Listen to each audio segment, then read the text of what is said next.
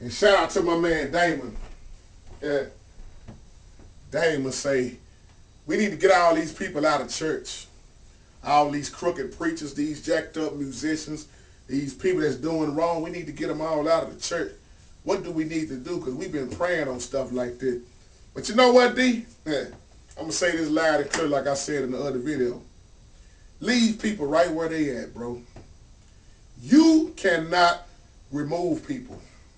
You cannot put them in heaven or hell. Leave them right where they are. That's what I say all the time. I believe that there is a special place in hell for people. I could be wrong, but I just go deep in my mind. Like I say, that the pastors that when God holds leaders more accountable, and they don't do right and do the will of God, I believe there is a special place in hell for them that they get a little bit worse than everybody else. Just like I believe there's a special place in heaven for people that do the good works and go to the extreme to help folks and do the great will of God. I believe they get their rewards. Crown of righteousness. It's some crowns in there that the Bible speaks about. And when you talk like that, bro, I got to encourage you. Don't worry about it. And I know that's hard to accept that, but he said he will do the separating. He will do the separating. Let the weeds and the tares grow up together. Because at harvest time, he will do the separating. Somebody didn't catch that. Let the sinners, the saved and the unsaved people, stay in the church. Because on Judgment Day, he's going to do the separating.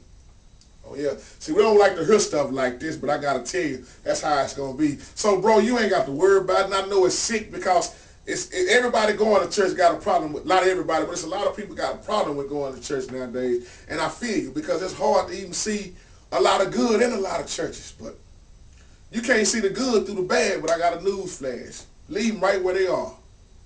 Them homosexuals that keep on saying they going to get into heaven like that, leave them right where they are, bro. Those preachers that keep on doing their own will and stealing from the church, leave them right where they are. Those judgmental Christians that's all around the congregation trying to destroy everybody else's life, leave them right where they are. Because the king will do the separating. See, somebody going to get pure mad at this video. Leave them right where they are, and the ones get mad, they're the ones that do it. Those musicians, minister of music that's doing all the wrong, doing all the dirt, leave them right where they are. Because you'll find out it don't really matter where you go. There is no such thing as a perfect church. But you can put your mess in check at these churches. But it's sad people choose not to, because I done been to some churches where you don't see hardly none of their mess. Because they keep it in check. The Bible teaches us how to be in order. Do things decent in order. And all your giving, get an understanding. Everything we do, we need to get an understanding. And God will do to separate. So you ain't got to worry about kicking folks out the church. Leave them right where they are. Because believe it or not, it's going to be over with.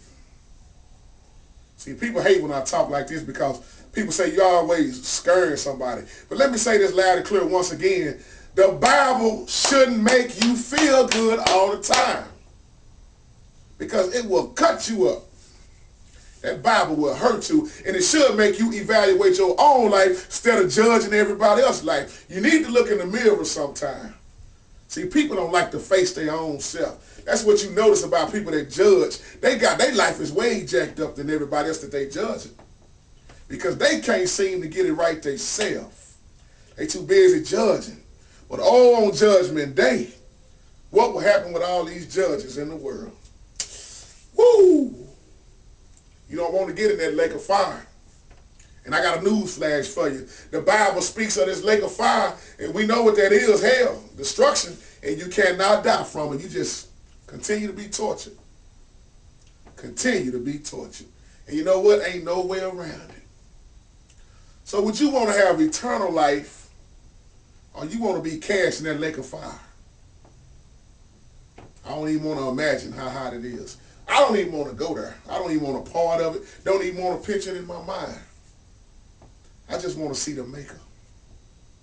So let them stay where they are, brother, because he will do the separating. Because believe it or not, I like to say it like my uncle, God got a track record of all our lives. And he is watching the good we do and the bad we do. And when you do get there to see him, how much bad would overwrite your good?